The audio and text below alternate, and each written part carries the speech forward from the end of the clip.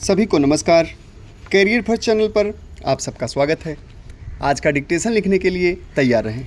Ready start.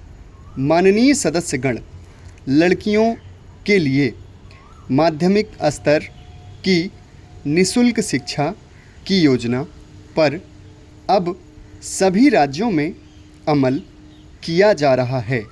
शिक्षा को व्यवसाय से जोड़ने के लिए एक व्यापक योजना तैयार कर ली गई है।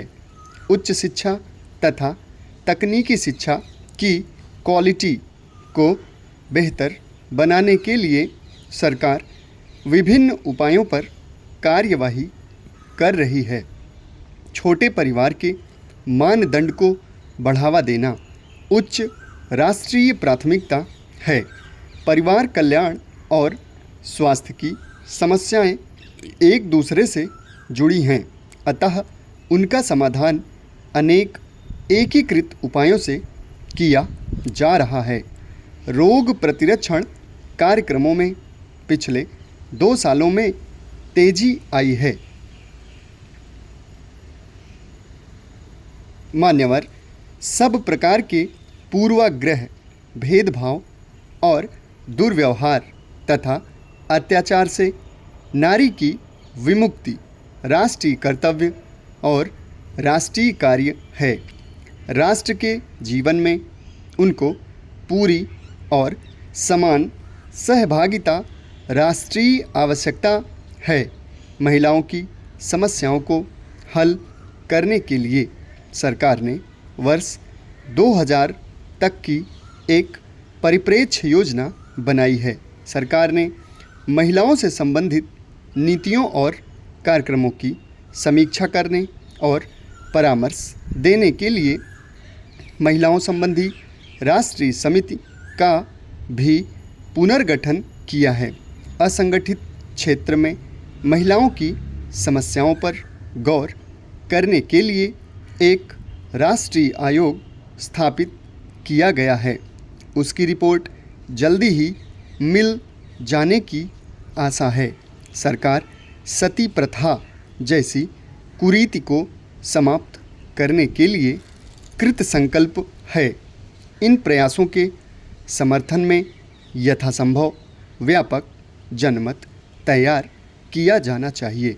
देश की जनसंख्या के स्वरूप में हो रहा परिवर्तन हमारे परिवर्तनशील समाज की बहुत महत्वपूर्ण विशेषता है। राष्ट्र के जीवन में युवा वर्ग का महत्व बढ़ता जा रहा है, इसलिए युवा वर्ग की आवश्यकताएं पूरी करना और उन्हें राष्ट्र के जीवन में अपनी भूमिका निभाने के लिए तैयार करना उच्च प्राथमिकता के विषय हैं। नेहरू युवा केंद्रों में उच्च स्तर की गतिशीलता लाई गई है। राष्ट्रीय सेवा योजना, भारत स्काउट्स और गाइड्स तथा नेशनल कैडेट कोर के द्वारा हमारे लाखों लड़के लड़कियों में बौद्धिक और शारीरिक अनुशासन तथा उत्साह और साहस की भावना जगाई जा रही है।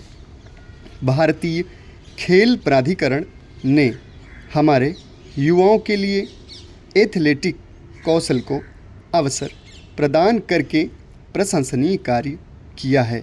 सद्भावनापूर्ण औद्योगिक संबंध इस वर्ष की महत्वपूर्ण बात रही। हम श्रमिकों तथा प्रबंधकों दोनों को उनके रचनात्मक दृष्टिकोण के लिए बधाई देते हैं। हम उद्योग में प्रबंध व्यवस्था में भागीदारी की प्रथा को बढ़ावा देना चाहते हैं। सरकार औद्योगिक संबंधों पर एक व्यापक विधेयक और कर्मचारी भविष्य निधि अधिनियम में विस्तृत परिवर्तनों के लिए एक विधेयक लाना चाहती है। समाप्त। धन्यवाद।